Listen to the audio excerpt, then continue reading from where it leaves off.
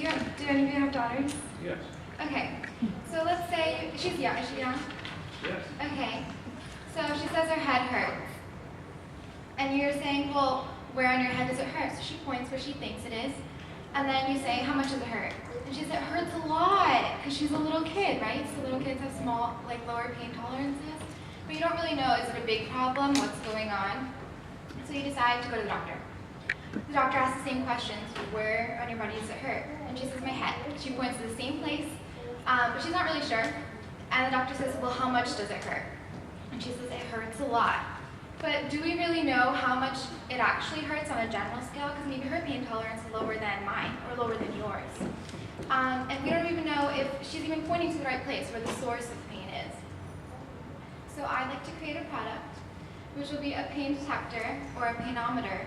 And it acts like a medical clinical thermometer, which in the way that you can put it externally on your body, around the area of pain, and then it determines a specific area of pain exactly where the pain is coming from accurately, and determines the severity of pain on a general scale, 1 through 10.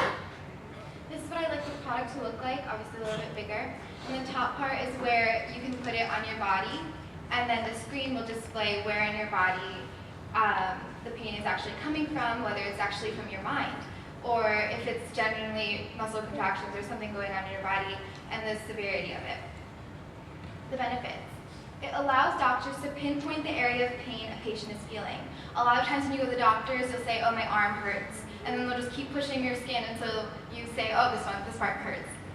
So this one does it without that, and it also tells them their severity of pain that they may not be able to tell just because you're saying that it hurts a lot. So it might be a little bit, and through that, it can improve and facilitate a proper diagnosis. And a proper prescription of medicine. A lot of the times, drug addictions come from issues in illness diagnosis and prescriptions of medications. You can say your head hurts a lot, and they'll give you a prescription that may not be good for you.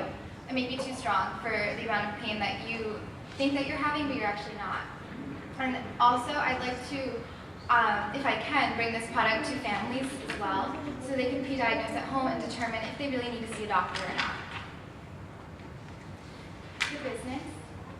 I'd like to keep the location North America, hopefully from my college dorm.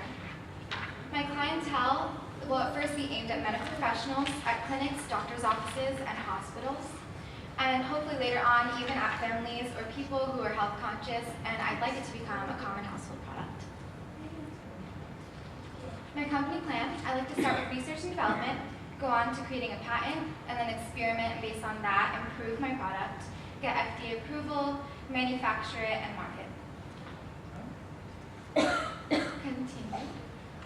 Again, research, create, and patent. I'd like to use the help of an advisory board of biomedical engineering professors, researchers, and medical professionals. And I'd like to start there and then display my product and even talk about my product before it's even marketed at medical fairs and published medical journals. As for market opportunity, there are no competitors that I know of. It's very unique. There's no similar products.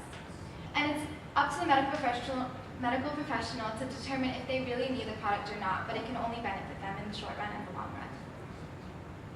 Here's my detailed financial plan. My advisory board will be about 10 people, and it's about $20,000 per month. Here, the first row is expenses, second row is revenue, and then the third is gross profit, and net profit is the last one. I'm sorry. The first 3 years, I'm suffering from a loss because those 3 years I'd like to research and develop my product. By the fourth year, I'd like to market my product. I'm assuming I might be able to sell 500. In the first year of selling, and the second year, hopefully 1,000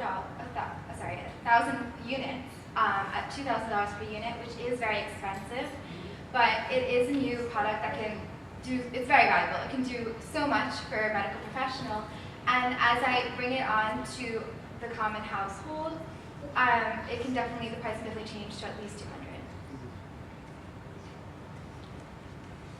Here's the same chart, perhaps a little bit simpler. And this is a graph where yellow is expenses, green is revenue, blue is gross, and net is red. As for funds, the registration of my company will be about $300. Applying for a patent would be about $1,200. My initial cost to research for the first year in college lab facilities will be at $20,000.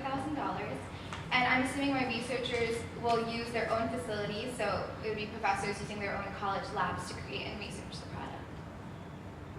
And miscellaneous expenses was $5,000 in that chart, and that just takes into account of other expenses like travel.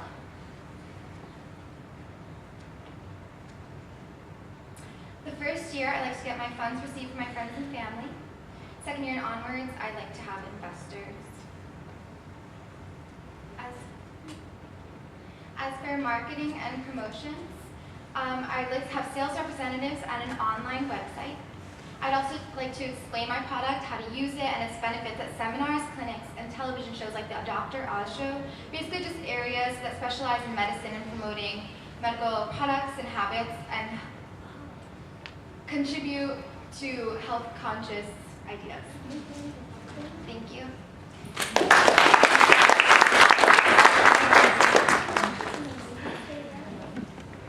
The problem you're trying to solve is to understand what is the location of the pain and the severity of the pain. Is that correct? Did I get that right? Okay. So is your target population pediatric, basically less than 5-year-old, or it is for others also? I think it can be for any medical professional because each person has a different pain tolerance, and you can use this general scale and this product to determine, so the doctor can use that and determine how much pain a patient is actually having. So it can be for anyone. Right, but pain is subjective, correct? Exactly.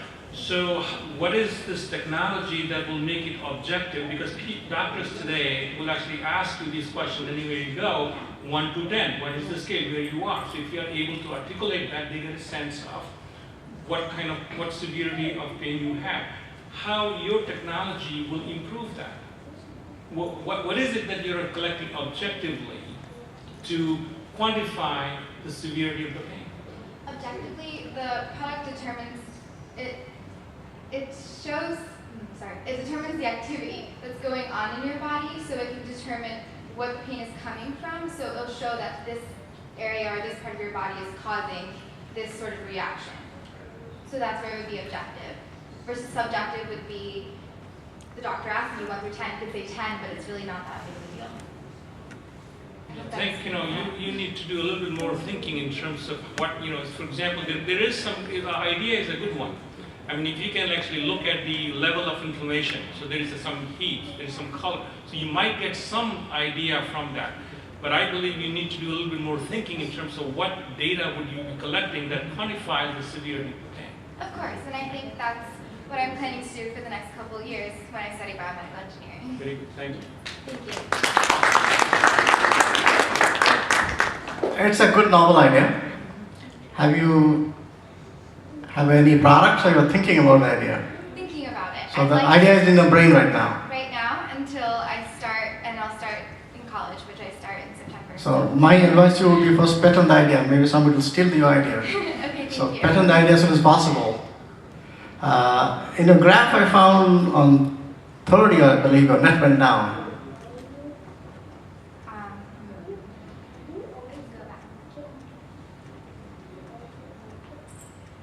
Would it be easier to see the chart? Yeah, I didn't understand why the net is going down at the third year, right there.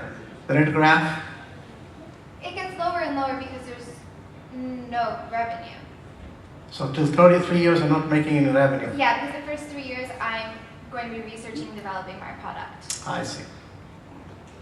Thank you. Thank you again. Nice presentation. So just to follow up with some of these questions that Anup asked in particular, I think, as Anup noted, I think one of the things you want to do is to have even a rough prototype of a product. Because once you have a rough prototype, you're in a better position to ask a doctor, would you try this? Would you use this?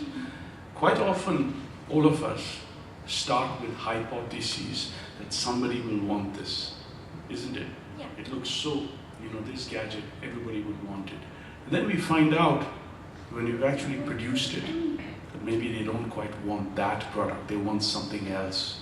So having that first product, a version of it, that's a great tool for you to learn what a target customer might want. That's my comment. Thank you. Thank you.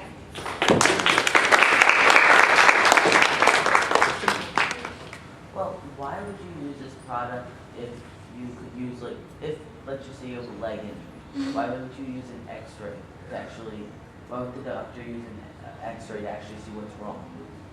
Well, you could use an x-ray, but I think this would probably be the first step you could use. If you don't need x-rays, then this can help a doctor determine your diagnosis and the prescription of your medication without using an x-ray. Good question. Yeah. It's a great novel idea. You are going for it. I am. You go to Stanford website, they have a biodesign website. The Stanford University encourages people like you to go for fellowship for biodesign, design biomedical devices. So take your idea, they do the analysis, they do